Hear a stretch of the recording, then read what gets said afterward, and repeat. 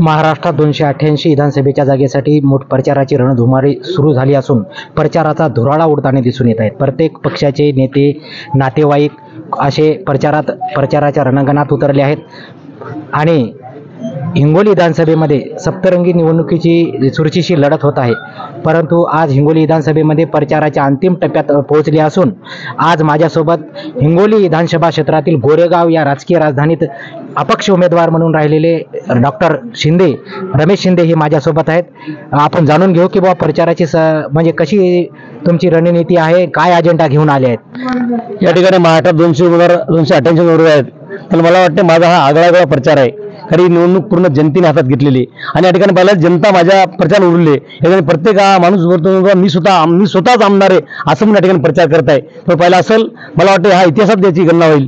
कारण ज्या ठिकाणी मी सकाळी 7 वाजता दौऱ्याला निघतो त्या ठिकाणी मी कुणाला निमंत्रण देत नाही, आमंत्रण देत नाही. या ठिकाणी हजारोच्या संख्येने माझ्यासोबत संख्या आहे. आतापर्यंत मी जवळपास 159 गावं केलेली आहेत आणि पूर्ण हिंगोली आणि तुमची हिंगोली महानगरपालिका आणि नगरपंचायत शेनगाव हे सुरू झाले. त्यामुळे निश्चित तुमचं हे 2-3 गाव राहिले तर हे गाव आज संध्याकाळी संपणार आहेत. यासाठी माझा विजय हा निश्चित आहे. कारण माहिती का, सर्व तुमच्या आघाडी आणि युतींच्या यांच्या पायाखालची वाळू घसरली. यामुळे फक्त त्यांचं खोट्या बातम्या पसरवायचं काम चालू आहे. कारण पहिला असेल या ठिकाणी अमित शहा यांची सभा झाली आणि त्या अमित शहा यांच्या सभामध्ये काय केलं आलं, अपक्ष उमेदवार हा मॅनेज होणार आहे. अहो, रमेश शिंदे हा रक्ताचा पाणी करणारा शेतकऱ्याच्या रस्त्यावर उतरणारा माणूस आहे. त्यांनी आतापर्यंत किती 10 आंदोलन केले. आतापर्यंत प्रत्येक ऑफिसवर उपोषणाला बसला आणि हा मॅनेज येतो का? अहो, तुमच्या पायाखालची वाळू घसरून तुम्ही काही बडबडाले. अहो, अमित शहा साहेब तुम्हाला मला सांगा, तुमचा 2 टर्मचा आमदार आहे, तुम्ही रिका झाला, तुम्हाला याची गरज काय आहे?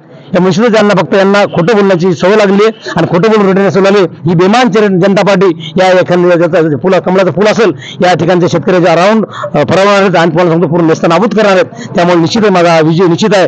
दुसरे उमेदवार पहिले असतील या ठिकाणचे आघाडीचे माननीय भैया पाटील गोरेगाव साहेब यांच्या मंडळी, आमच्या ताई उभ्या निश्चित यांचा सुद्धा हार निश्चित आहे. कारण पाहिला असेल आज त्यांच्याकडे माणसं फिरायला नाहीत. या ठिकाणी यांच्या सभा घेत आहेत, त्यांचे भांडोत्री माणसं त्या ठिकाणी जमा करत आहेत.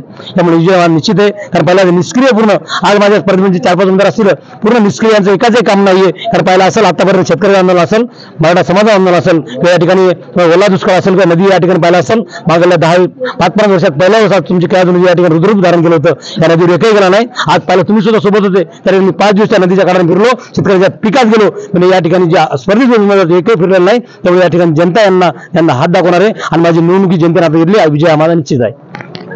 डॉक्टर रमेश शिंदे म्हणतात हा माझा विजय निश्चित आहे. काय अजेंडा राहील याच्यापुढे निवडून आले?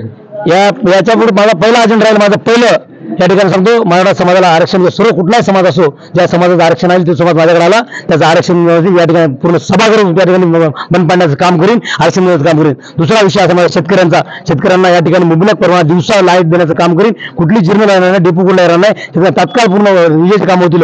आणि तिसरा पत्र राहील तुम्हाला सांगतो मी, आज शेतकऱ्यांना कयाधून हिंगोली वाहती. ही कयाधून नदी धमनावाहिनी, रक्तवाहिनी, हिंगोली जिल्ह्याची एक जलवाहिनी, ही जलवाहिनी 12 ओली करेन. या ठिकाणी निश्चित तुम्ही या डोक्याला धरण उच्चारण कोड कशाला आहे या ठिकाणी वेल्दर धरणावर उंची वाढवून एक दवा काढला काय शांत बसणार नाही. त्या विधानभवनासमोर बसेल, माझा जीवाच्या बरोबर रक्ताचं पाणी करीन, प्राणपत करीन. त्या ठिकाणी संघर्ष एवढा करीन त्या ठिकाणी या ठिकाणी कयाधून ओली कशा थांबणार नाही. आणि या ठिकाणी पाहिलं असेल आज तुम्हाला सांगतो शेतकऱ्याच्या मालाचा प्रश्न आहे.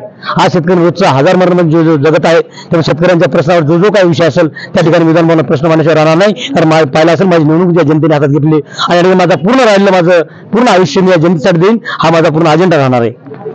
नक्कीच कुठेतरी हिंगोली विधानसभेच्या सर्वांगीण विकासासाठी पाऊल उचलण्याचं काम रमेश शिंदे करणार आहेत.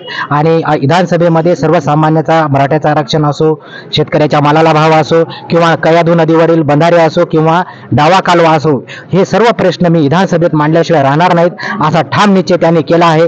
Gajanan Dhuldhole, red news, Hingoli.